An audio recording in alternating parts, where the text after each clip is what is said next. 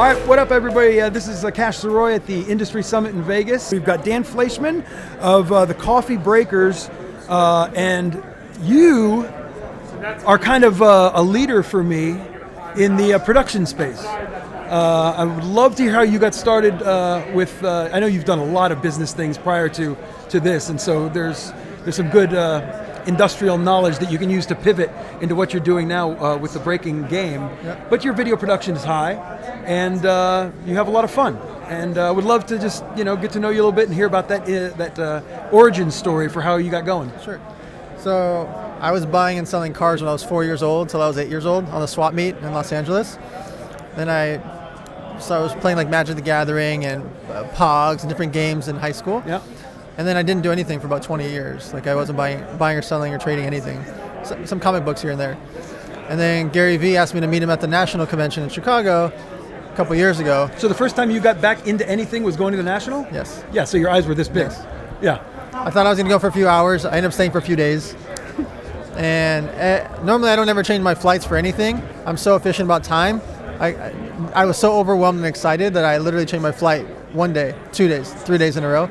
And just walking around with Gary and watching the booth and watching his excitement of like literally buying a $80 card to sell it for $110 and making a $30 spread when the guy's a zillionaire. And watching an hour of that process. He loved the game. Yeah. And so it got me, excited. And so a few months later, I like woke up out of a haze and I had 6 figures of cards sitting on my floor. I just kept buying cards. You had bought them? Yeah. Okay. And then he didn't buy them and leave them with you? No. And then we have all these group chats and we're like buying cards and buying more cards. And my wife's like, hey, wake up. You got $1 million in cards on the floor. What are you going to do? Are you going to open a store or something? I'm like, no, man. And I keep showing her, I'm like, but it's going up. Look, it's going up. I'm literally showing her like StockX and eBay and all these platforms. Like, look, it's going up, just to like not get thrown out. And then one of the days, like when you're talking with your buddies, you're like, one day we should open a sports card store. Yeah, and you smash your beers together. That happened. And like it was all these guys talking, and like Gary was like, yeah, somebody should do a store called Cards and Coffee. And I was like, I'll do it. And everybody, people get quiet, like, sure. Yeah, okay. No, literally. No, seriously, I'll do it. No, 6 weeks later, I was open. And 2 months after that, we were like fully live and breaking and everything. And now we've done $14 million in sales in less than a year. Unbelievable. So it's been a whirlwind of just like, wasn't supposed to go there, bought some cards, bought a bunch more cards, and all of a sudden have a store. Now we have multiple stores, and we're going to build a whole national chain. You've got some serial entrepreneur in you, which I don't think you can teach. I think that's something that you either have or you don't have. What kind of advice would you give to people that are trying to create a startup and are struggling or missing something? Sure. So the main fear is the beginning.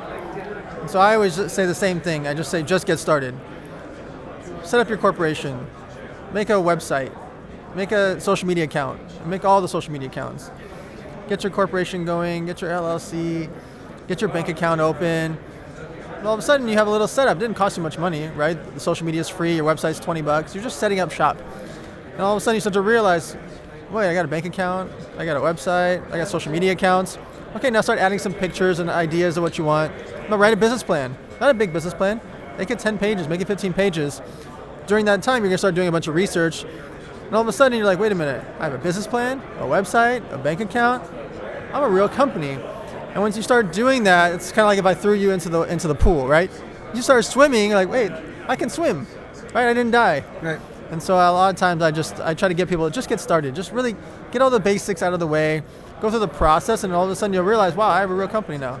Yeah, it's how to eat an elephant, one tiny bite at a time, right? Yeah, that's. Yep.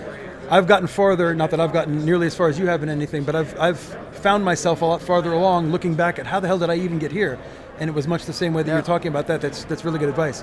Your relationship with Steve Aoki, how did that start? How did he get into the cards? How did he get into the breaking situation? It's fun and energetic. I mean, it sounds like one of his shows, right? So, I mean, on one hand, it's kind of natural, but I'm just curious to hear it from your perspective. Yeah, so we met back in 2007 or 2008. We were playing house games, like poker games for fun together. And then I started an online poker site, and I asked him to be one of the faces. I signed him to be one of the guys, part of my poker site. Him and Dan Bilzerian, all these crazy characters were part of my poker site. And then think it was 2 years ago, right in that mist when I told you about like Gary and everything, like that whole haze of like just buying a bunch of cards. One day I think you're skipping a bunch of details there, but whatever. And Gary and I did a Zoom call with like 35 friends that were all business guys, like Rob G, the guy that bought the Mickey Mantle, the $5 million card, Steve Aoki, Lewis Howes, the podcaster, like business guys, real estate friends, music guys. And we did a Zoom call, and Gary just explained why he was investing in the industry.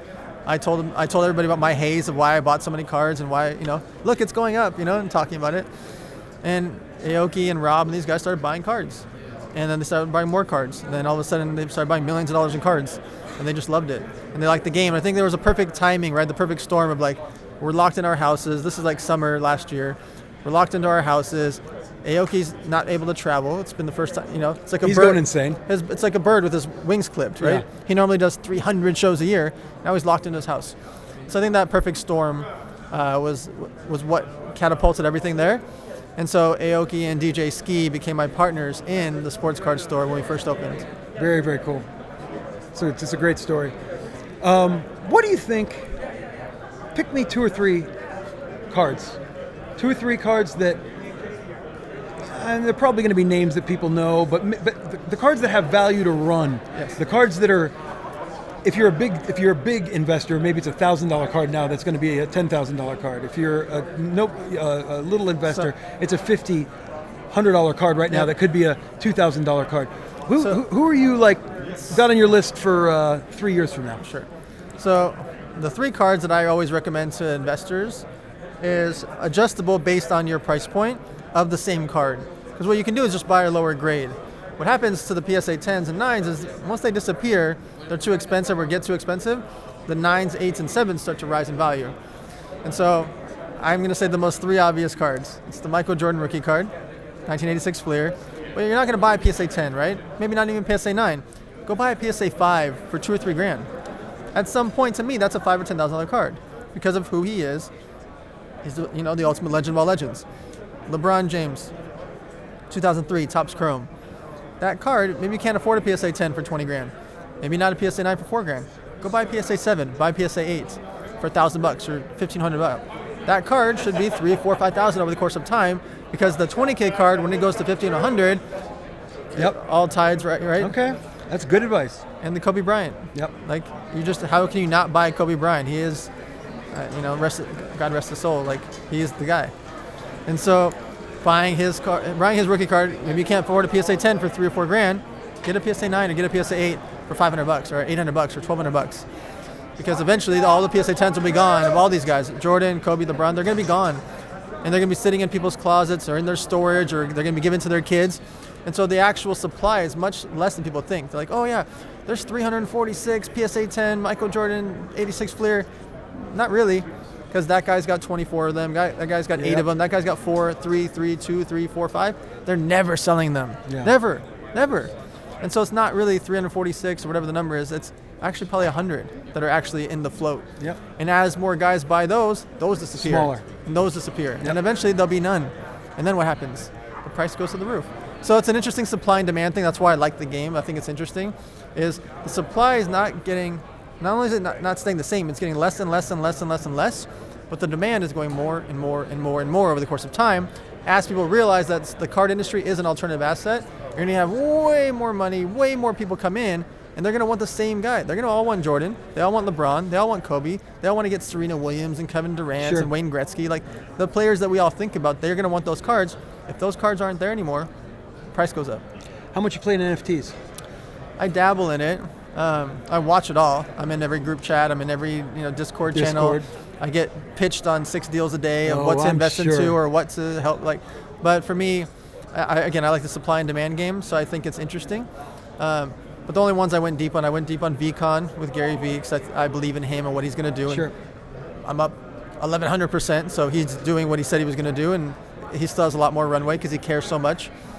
I bought Aoki's, I bought Logan Paul's. I buy into people that I know and trust that they care, right? They care about their personal brand. They care about what they're doing, and it's not just another monkey or another ape. Cash grab. And they're going to do another one 2 months later. Yeah. That's not for me. Yeah. Last things here. Biggest card in your collection right now, and biggest card that you've ever let go of. So there's a Kevin Durant card, the McDonald's, where there's only 2 PSA 10s of them, and I have both. When I say me, You still have them? yeah, we still have them.